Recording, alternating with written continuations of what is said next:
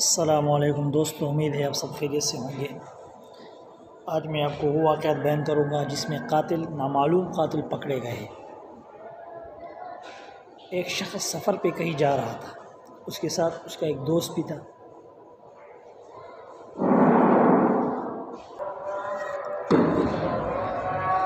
تو وہ سفر پہ جا رہا تھا، اس کے ساتھ اس کا ایک دوست تھا، پیسے بھی اس کے ساتھ بہت تھے۔ تو راستے میں ایک جگہ بارش برس رہی تھی، جنگل تھا، بارش برس رہی ہے۔ یہ لوگ درخت کے نیچے کھڑے ہو گئے اور اس دوست کے دل میں لالچ آیا اور اس نے کیا کیا، اپنے اس دوست کو قتل کرنا چاہا۔ جب اس کو لٹایا مارنے کے لیے تو دوست نے کہا، اے دوست، مجھے قتل مت کرو۔ یہ بارش جب برستی ہے تو نیچے جب پانی میں اوپر سے بارش کا پانی لگتے تو بلبلے بنتے ہیں۔ تو دوست نے کہا، اے دوست، مجھے قتل مت کر، ورنہ یہ بلبلے جو ہے نا، بلبلے یہ سب کو بتائیں گے، یہ بلبلے میرے قتل کے احوال سنائیں گے۔ تو دوست نے کہا، تو پاگل ہے، یہ کہاں سے بات کریں گے، بلبلے سنائیں گے، فضول باتیں نہیں کر، اور اس کو قتل کر دیا اور اس کا سارا مال چھین کر یہ واپس آیا، مشہور کر دیا، اس کا انتقال ہو چکا ہے۔ اور گھر میں آ کر وقت گزر گیا اس طرح، اس نے کسی کو نہیں بتایا۔ ایک مرتبہ یہ بارش جب برس رہی تھی تو یہ چارپائی میں اپنی بیوی کے ساتھ بیٹھا ہوا تھا، تو اس نے اپنی بیوی سے، اور اسی طرح بلبلے بن رہے تھے جس طرح اس نے اپنے دوست کو قتل کیا تھا، وہاں بارش سے بلبلے بن رہے تھے، اب یہاں بھی بلبلے بن رہے ہیں۔ تو اس نے کیا کیا، اپنے بیوی سے کہا، یار یہ دیکھو یہ بلبلے، اور واقعہ سنایا۔ بلبلوں کو دیکھ کر اس کو اپنا واقعہ یاد آیا، اپنے بیوی کو سنایا، اس طرح میں نے اپنے ایک دوست کو مارا تھا، وہ پڑوسی جو ہے ہمارا، اس نے کہا تو یہ بلبلے بتائیں گے، میں حیران یہ بلبلے کس طرح بتائیں گے۔ تو بیوی سے کہا کہ یہ اس وقت بھی بارش برس رہی تھی اور بلبلے بن رہے تھے، میرے دوست کہہ رہا تھا مجھے قتل مت کرو، ورنہ یہ بلبلے میرا حال بتائیں گے۔ بلبلے کس طرح بتائیں گے، بیوی سے کسی کو بتانا مت۔ بیوی کو پورا واقعہ سنا دیا۔ تو بیوی نے کیا کیا، اس کی جو پڑوسی عورت تھی اس کے پاس گئی اور واقعہ سنا کہ عجب کام ہو گیا ہے، غضب کا کام ہو گیا ہے، میرے شوہر نے اپنے دوست کو مارا تھا، اس نے کہا تھا بلبلے بتائیں گے۔ تو اس عورت نے دوسرے تیسرے کو اس طرح یہ بات پھیلتی گئی اور تھانے تک جا پہنچی، پولیس والے آئے، ان کو گرفتار کر کے لے گئے۔ جب پوچھ گچھ کی، معلوم کیا تو اس نے واقعہ بیان، اس طرح اس نے قتل کیا اور پھر اس کو اس کے قصاص میں قتل کر دیا گیا۔ تو اسی طرح قاتل معلوم ہو گیا اور مقتول جس کو اس نے قتل کیا تھا بے گناہ، اس کے قتل میں یہ مارا گیا۔ تو یہی ہوتا ہے، جو بے گناہ قتل کرتے ہیں، بے گناہ لوگوں کو مارتے ہیں، وہ کبھی چھپتے نہیں، کسی نہ کسی دن ظاہر ہو جاتے ہیں، کسی نہ کسی دن، ایک نہ ایک دن یہ ظاہر ہو جاتے ہیں۔ اسی طرح ایک عورت تھی، اس نے اپنے بیٹے کو بلایا اور کہا، اے لادین۔ تو وہاں جو ایک آدمی تھا وہ ہوشیار تھا تھوڑا، اس نے عورت سے کہا کہ کس نام سے پکار رہی ہو؟ تو اس عورت نے کہا، میرا شوہر جو ہے نا وہ سفر پہ گیا تھا، ان کے ساتھ ایک منشی بھی تھا، اور میرا شوہر کا وہاں انتقال ہو گیا ہے، اور وہ آخری وقت میں اس نے وصیت کیا تھا کہ میری بیوی کو بتا جب بچہ پیدا ہو جس کا نام لادین رکھنا۔ تو اس آدمی کو شک ہوا، وہ وقت کے بادشاہ کے پاس گیا اور کہا کہ اس آدمی سے تفتیش کیا جس کو میرا شک ہے۔ اس آدمی کو پکڑا گیا، اس کو بلایا گیا، تو اس نے واقعہ حقیقت میں بتا دیا، بھائی اس کو میں نے قتل کیا تھا، میں جب واپس آیا میرے پاس کوئی بہانہ تھا ہی نہیں، میں نے یہ بتا دیا اس کا انتقال ہو چکا ہے، اور آخری وصیت جو اس نے کی وہ یہی کی ہے کہ میرے بچہ جب پیدا ہو اس کا نام لادین رکھا جائے۔ پھر بادشاہ نے اس کو بھی گرفتار کر لیا اور اس کو بھی قصاصاً قتل کر دیا۔ تو اسی طرح بے گناہ قتل جس نے کیے تھے وہ پکڑے گئے اور اپنے انجام تک پہنچ گئے۔ السلام علیکم دوستو، آج میں آپ کو ان بادشاہوں کے واقعات کا ذکر کروں گا جنہوں نے اپنے ہوشیاری سے اور اپنے عقل مندی سے قاتلوں تک اور چوروں تک وہ پہنچے۔ ابو بکر بن محمد سے منقول ہے کہ ایک دن معتصم باللہ اپنے مکان کو تعمیر کر رہے تھے، اپنے لیے جو ان کا گھر تھا ان کو تعمیر کر رہے تھے۔ تو مزدوروں میں ایک مزدور جن کا چہرہ کالا تھا، کالا صورت والا تھا، وہ ہنسی مذاق بھی کیا کرتا تھا مزدوروں سے، اور دو سیڑھی پلانگ کر اوپر جاتا تھا، نیچے آتا تھا، اور مزدوروں سے زیادہ وزن بھی اٹھاتا تھا۔ تو معتصم باللہ کو شک پڑا اس پر، اور اس کو بلایا، اس سے وجہ پوچھی کہ کیوں اس طرح خوش ہو تم، باقی مزدور کام میں لگے، پسینہ بہہ رہے ان پر، اور تم اس سے زیادہ وزن اٹھا رہے ہو، اور اس کے باوجود تم خوش نظر آ رہے ہو، اور پریشانی تم پر ہے نہیں، ہنسی مذاق بھی کر رہے ہو، تھکاوٹ تجھے نہیں ہو رہی ہے۔ تو اس کی زبان اٹک گئی جواب دیتے وقت۔ تو پھر معتصم باللہ نے اپنے وزیر کو بلایا، ان کا وزیر تھا، اس سے کہا اس شخص کے بارے میں تم کیا کہتے ہو؟ تو وزیر نے کہا بادشاہ سلامت، یہ تو فضول آدمی ہے، ان کے بارے میں کیوں اپنی سوچ کو کر رہے ہو، ان کے بارے میں آپ کیوں سوچ رہے ہو، یہ تو فضول آدمی ہے، مسخرہ ہے۔ تو معتصم باللہ نے کوڑے والے کو بلایا جو کوڑے لگایا کرتے تھے، ان سے کہا اس نوجوان کو کوڑے لگاؤ جب تک یہ سچ نہ بولے۔ تو اس نے کوڑے لگانے شروع کیے، 100 تک جب قریب کوڑے پہنچے تو اس نے کہا میں سچ بتاتا ہوں۔ کہا بتاؤ سچ، کیا مسئلہ ہے؟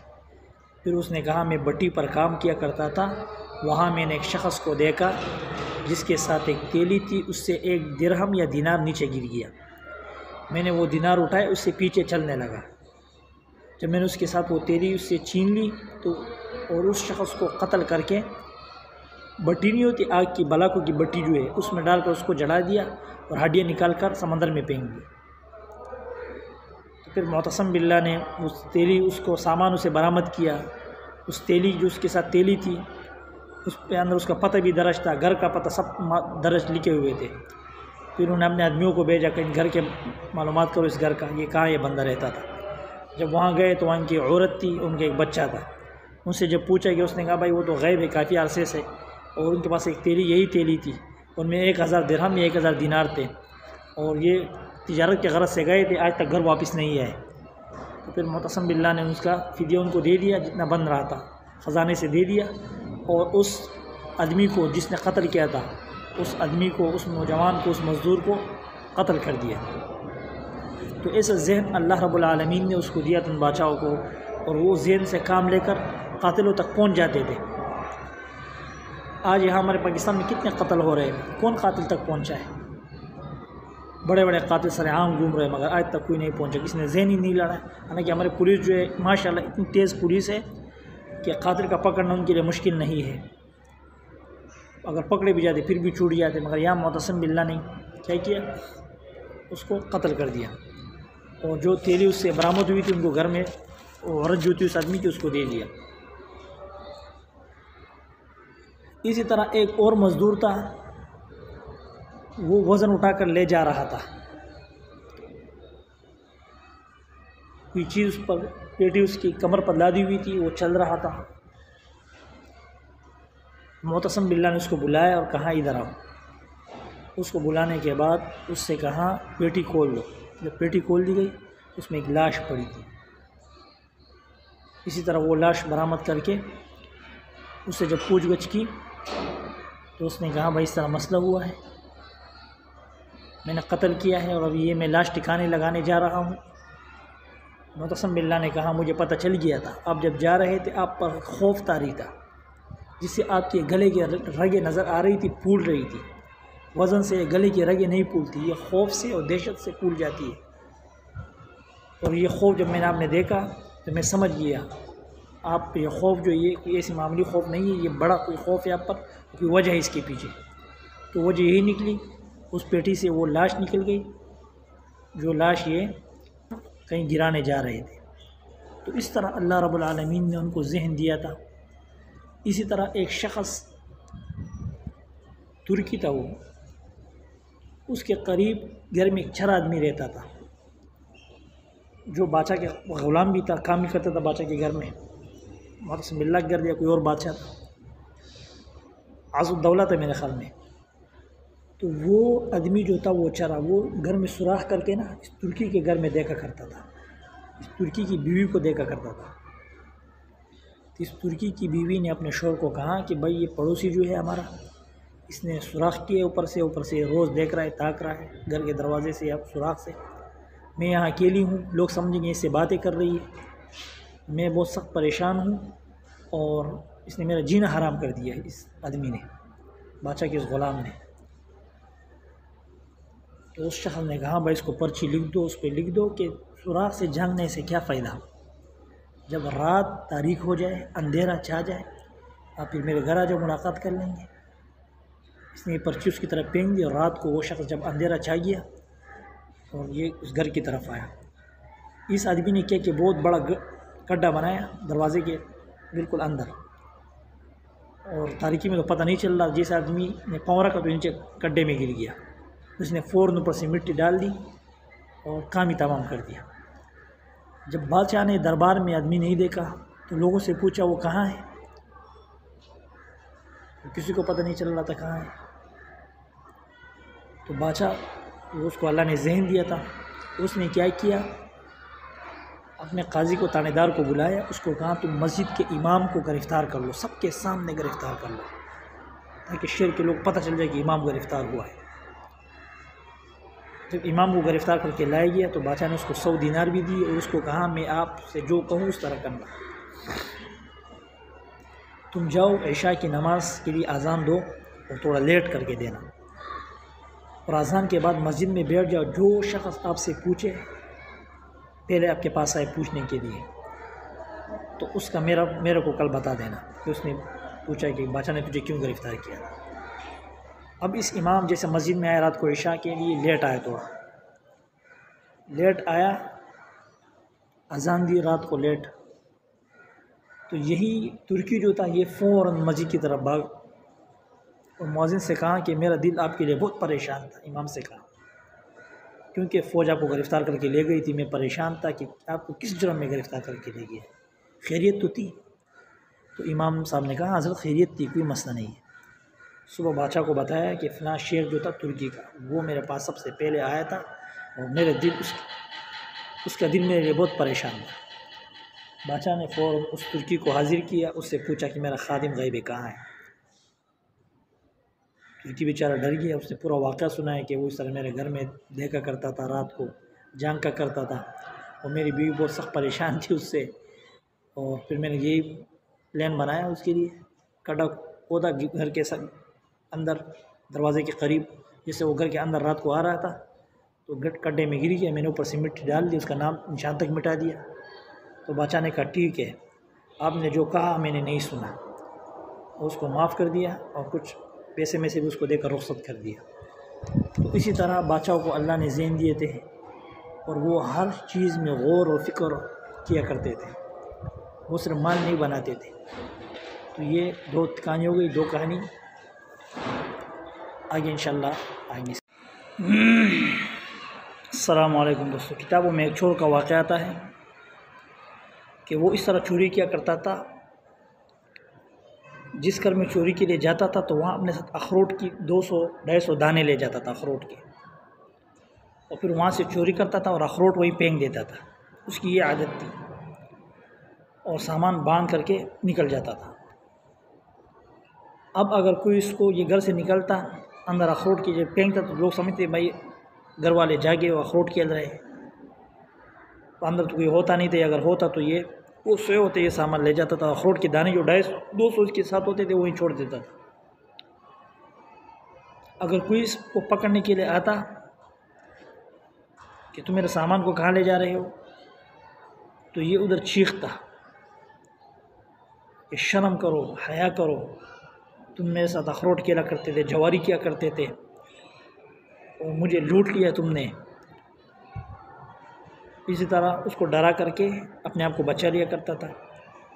تو جو بھی اس کو پکڑتے اس کو کہتا تم میرے ساتھ اخروٹ کھیلا کرتے تھے، اور اخروٹ اندر پڑے ہوئے دیکھ لو، جب وہ آدمی دیکھتا اخروٹ پڑے ہوتے تھے تو وہ شرم سے چپ جاتا تھا، وہ خاموش ہو جاتا تھا، آگے کوئی بات ہی نہیں کر دیتا تھا۔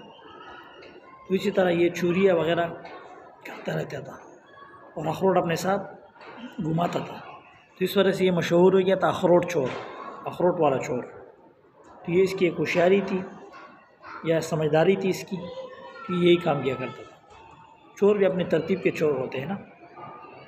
وہ اپنے حساب سے چوریاں کرتے ہیں، اپنے ذہن سے چوریاں کرتے ہیں۔ تو اللہ رب العالمین ہمیں ایسے چوروں سے بچائے۔ السلام علیکم دوستو۔ کتابوں میں ایک واقعہ تھا ایک چور کا، جو پہلے بہت بڑا چور تھا، ہوشیار چور تھا۔ پھر بعد میں اس نے توبہ کی، اللہ سے معافی مانگی، اور توبہ کرنے کے بعد اس نے اپنے لیے کپڑوں کی دکان کھولی۔ ایک بازار میں اپنے لیے اس نے دکان کھولی کپڑوں کی، اور کپڑوں کی تجارت شروع کی۔ ایک رات جب وہ گھر آیا تو کوئی چور اپنے اوپر چادر ڈال کے صرف آنکھیں کھول کر کے وہاں چوکیدار کے پاس گیا، اور آستین میں موم بتی جو روشنی کے لیے استعمال ہوتی تھی، لیمپ وغیرہ، وہ اٹھا کر کے چوکیدار سے کہا کہ دکان کے تالے کھلوا دو، اور تھوڑا پیسے بھی اس کو دے دیے، دینار وغیرہ۔ تو دکاندار سے اس بندے کی دکان کے تالے کھلوایا، اور اندر جو حساب کتاب کی کاپیاں تھیں وہ اٹھا کر دیکھنے لگا۔ چوکیدار سمجھے یہ مالک ہے، اندھیرا تھا، اور اس کے ساتھ روشنی بھی تھی، موم بتی بھی ہاتھ میں تھی، لیمپ وغیرہ۔ اور پھر وہاں سے جب چوکیدار کسی کام کے لیے بھیجا، اور خود اس کے ساتھ جو چادر وغیرہ تھی اس میں بڑے بڑے کپڑوں کی تھان وغیرہ رکھ کر کے چوکیدار کو کہا کسی مزدور کو بلاؤ۔ مزدور لائے گیا، مزدور نے پیسے دیے، اس کو کہا یہ باہر لے جاؤ۔ مزدور سے وہ سامان اٹھا کر کے یہ اس نے چوری کر لی، اور ایک کشتی والا تھا، کشتی میں بیٹھ کر یہاں سے چلا گیا۔ دوسرے دن جب یہ آدمی جس نے چوری سے توبہ کیا تھا یہ جو دکان پہ آیا، چوکیدار نے اس کی شکریہ ادا کی کہ رات کو آپ دیر سے آئے تھے، آپ نے مجھے پیسے دیے، اور یہ وہ آپ کو اللہ خوش رکھے، یہ دعائیں دی۔ تو وہ سمجھ گیا کچھ گڑبڑ ہوئی ہے۔ جیسے اس نے دکان کھولا تو دیکھے کہ حساب کتاب کی سارے کاپیاں بکھری پڑی ہے، اور 4-5 بڑے بڑے تھان جو تھے وہ غائب ہے۔ یہ سمجھ گیا۔ اس نے کہا میں رات کو نشے میں تھا، چوکیدار سے کہا میں بھول گیا ہوں میں نے کس مزدور کو بلایا تھا، آپ اس مزدور کو بلاؤ۔ اس مزدور کو بلایا، اس کو بھی یہی واقعہ سنا کہ رات کو میں نشے میں تھا، میں نے مال لے گیا تھا اپنے دکان سے، میں نشے میں تھا۔ کشتی والے کو بلاؤ، کشتی والے کو بلایا، کشتی والے سے کہا آپ نے مال کہاں اتارا تھا، وہاں اتر گیا۔ وہاں جو مزدور کھڑے تھے ان سے پوچھا کل میں نے رات کو مال یہاں سے لے گیا تھا، کشتی سے میں نے اتروایا تھا، پھر میں جس مکان پہ لے گیا تھا میں نشے میں تھا، میں بھول گیا ہوں، اب مجھے وہاں تک پہنچاؤ۔ مزدوروں کو پیسے بھی دیے، اس نے مکان تک پہنچایا۔ جس مکان تک یہ پہنچے وہاں تالا لگا ہوا تھا۔ اس نے تالا کھولا، اندر جب دیکھا تو وہ تان پڑے ہوئے ہیں، اور جو چور جس نے چوری کی تھی تانے وغیرہ اس کی چادر اوپر لٹک رہی تھی۔ تو اس نے وہ چادر رسی سے اتار دی، اور نیچے رکھ کر کے سارے تان اس میں باندھ دیے کالے چادر میں، اور مزدور سے کہا اٹھاؤ اس کو۔ جب یہ سمندر کے کنارے پہنچا تو سامنے سے وہی چور آیا جس نے یہ سامان چوری کیا تھا۔ اس نے جب دیکھا کہ بھائی مالک تو آ گیا اور سامان لے جا رہا ہے، اور میری چادر جو ہے کالی وہ بھی ساتھ لے جا رہا ہے، تو اس نے جس طرح مزدور ہیلپ کرتا ہے اس نے بھی اس طرح ہیلپ کرنا شروع کیا، اور سامان کشتی میں رکھ کر کے اپنا چادر واپس کھینچ لی، اور مالک کو کہا فی امان اللہ، اللہ آپ کو خوش رکھے، آپ اپنا سامان لے جاؤ، میں اپنی چادر واپس لے جا رہا ہوں۔ تو مالک نے پھر اس کو ہنسی ہے، اس کو ہنسا اور کہا بس اللہ آپ کو جزائے خیر عطا فرمائے، آپ آ جاؤ میرے ساتھ کشتی میں۔ کشتی میں بٹھایا، اسے توبہ طائب کرایا، اس کو کچھ پیسے بھی دیے، اور اسی طرح اس کو واپس اتار دیا کشتی سے۔ یعنی جو چور تھا وہ سامنے اس سے ٹکرایا، تو یہ تو اس سے بڑا چور تھا، مگر اس نے توبہ کیا تھا، اس وجہ سے اس نے وہی چال آزمایا، اور اپنے جو کپڑے چوری ہو چکے تھے وہ واپس لے آیا۔ تو جو کھلاڑی ہوتے کھلاڑی ان سے ٹکر نہیں لینی چاہیے۔ اس بیچارے چور کو کیا پتہ تھا کہ یہ مجھ سے بڑا چور ہے، مگر اب یہ اس نے توبہ کی ہوئی ہے، اللہ سے معافی مانگی ہوئی ہے، اب اس نے چوریاں چھوڑ دی ہے۔ تو اسی طرح اس کو سامان مل گیا، اور اس کو اپنی چادر جو یہ لے جا رہا تھا کشتی میں، اس نے اپنی چادر بھی نہیں چھوڑی، وہ چادر وہاں سے اتار کر کے واپس آ گیا۔ السلام علیکم دوستو، آج میں آپ کو ایک ایسے ہوشیار بادشاہ کا واقعہ بیان کروں گا کہ اس کے عوام میں سے ایک شخص بہت سخت پریشان تھا، اور ان کے خادموں میں سے تھا۔ تو بادشاہ نے اس کو بلایا اور کہا تم بہت سخت پریشان لگ رہے ہو، وجہ بتاؤ کیا مسئلہ ہے۔ تو اس غلام نے، اس آدمی نے بادشاہ سے کہا بادشاہ سلامت، میں نے اپنی بیوی کے ساتھ پیسہ رکھوایا تھا، اور سونا تھا، قیمتی سامان تھا، اب بیوی کہہ رہی وہ چوری ہو گئی ہے، نہ کسی نے تالا توڑا ہے، نہ دیوار کسی نے توڑی ہے، نہ دروازہ توڑا گیا ہے، تو مجھے شک ہے بیوی پر، پتہ نہیں اس نے کس کو دیا ہے، تو بادشاہ نے اس کے پاس ایک خوشبو تھی، خوشبو خاص قسم کی خوشبو تھی، اس نے چھوٹی سی بوتل میں بھر کر اس کو دیا اور کہا یہ خوشبو تم لگاؤ، تمہارا سارا مسئلہ حل ہو جائے گا۔ یہ خوشبو لگا کے یہ گھر آیا اور وہ بوتل جو تھی عطر کی، خوشبو کی، وہ بیوی کے ہاتھ میں دے دی اور کہا یہ مجھے بادشاہ سلامت نے دیا ہے تحفے میں۔ ادھر بادشاہ نے اپنے خاص جو لوگ تھے، جو ان کے چوکیدار وغیرہ تھے، ان سب سے کہا کہ تم لوگ ایسا کرو کہ دروازے، شہر کا جو دروازہ ہے وہاں سے جو بھی شخص داخل ہو اور ان سے یہ خوشبو مہک رہی ہو، ان کو خوشبو سنگایا، یہ خوشبو ان سے آ رہی ہو تو ان کو پکڑ کر میرے پاس لے آنا۔ خوشبو تو ان لوگوں نے سونگ لی۔ اب اس عورت نے کیا کیا، اپنے عاشق کو بلایا، اپنے اشنا کو بلایا اور وہ عطر بھی ان کو دے دیا اور کہا یہ میرے شوہر کو بادشاہ نے تحفے میں دیے۔ تو اس نے جب وہ عطر خوشبو لگایا اور شہر کے دروازے سے آ رہا تھا یا نکل رہا تھا، تو ان چوکیدار جو وہاں کھڑے ان لوگوں نے سونگ لی۔ جب ان لوگوں نے یہ عطر کی خوشبو سونگ لی تو انہوں نے ان کو پوچھا کیا مسئلہ ہوا ہے، یہ خوشبو تم نے کہاں سے خریدا ہے، کہاں سے لایا ہے؟ اس نے کہا میں نے خریدا ہے۔ اس کو پکڑ کر بادشاہ کے پاس لے آئے۔ بادشاہ نے کہا جو تم نے سامان چرایا ہے، جو چیز تم نے چھپائی ہے، ان کو فوراً واپس کر دو، اگر واپس نہیں کرو گے تو پھر ہم تمہارے خلاف کارروائی کریں گے۔ جو سامان تجھے عورت نے دیا ہے، جو درہم دینار وغیرہ جو پیسے، اسی طرح بادشاہ سلامت نے اس سے تمام پیسے واپس کر لیے اور ان کو چھوڑ دیا۔ تو اسی طرح ہوتا ہے چوروں کو پکڑ جانے کے واقعات۔